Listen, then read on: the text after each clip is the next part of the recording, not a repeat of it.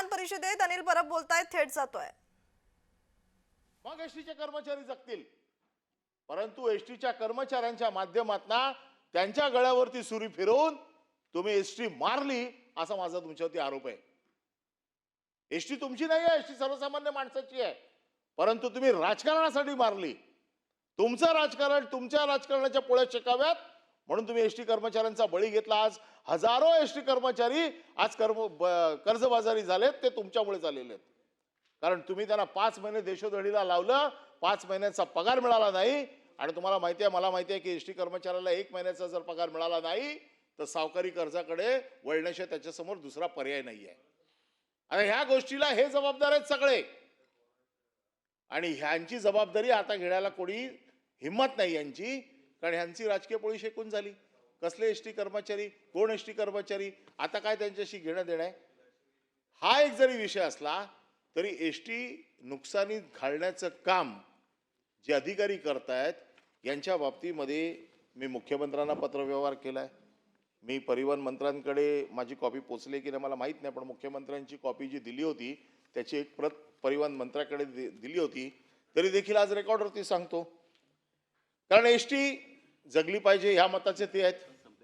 मग जगायची असेल तर एसटीसाठी काय काय करायला पाहिजे. आज आपण एसटीचा पूर्ण पगार पण देऊ शकत नाहीये अशी परिस्थिती आहे. आपण फक्त निव्वळ पगार देतोय.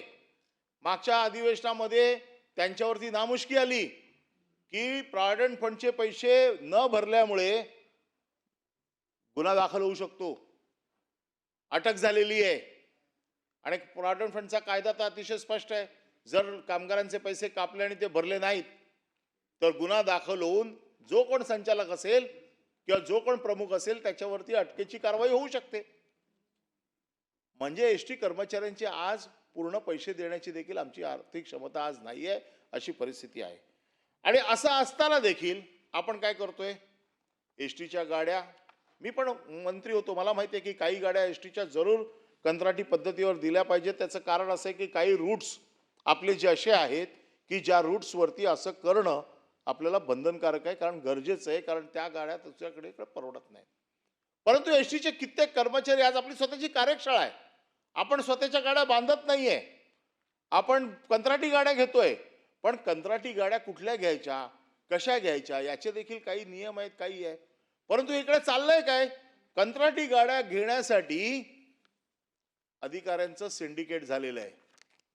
या सिंडिकेटने 1310 बसेस खरेदी करण्याचा घाट घातला. त्या अधिवेशनामध्ये मी विषय काढला, त्यावेळेला तत्कालीन मुख्यमंत्र्यांनी सांगितलं याच्यामध्ये बिलकुल घोटाळा नाही आहे, हे सगळं बरोबर आहे, याच्यात काही चूक आहे, याच्यात या मंत्र्यांचा काही संबंध नव्हता. कारण ते यायच्या अगोदरच